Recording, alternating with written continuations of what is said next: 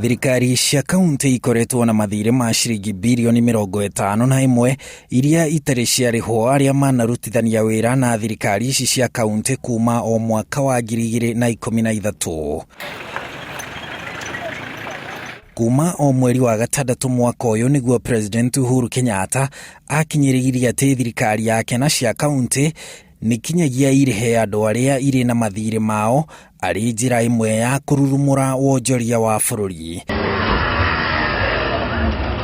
Minista wa kigina ukuriha akoretwo akirutira thirikari cia kaunti mukana akiuga itikuheo mbeca cia mahuthiro o nginya irihe mathiiri macio, na akauga mbeca cia kuriha mathiiri macio ni ndute ni thirikari nene, nario igoti niririga gwatha ministry ya kigina irekererie mbeca cia mahuthiro cia kaunti hatari mikana ino. On delay in disbursement of funds by the National Treasury, we urge the National Treasury to comply with the court order and the law with immediate effect.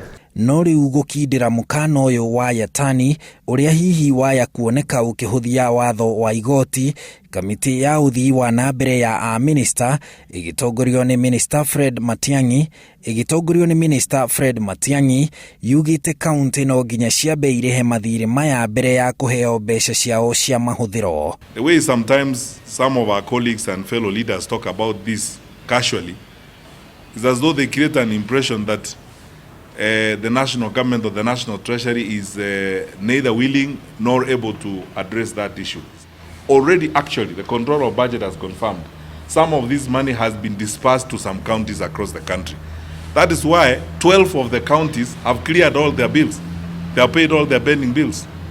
Those others that are remaining that have not paid their bills, we want to ask them to pay their bills.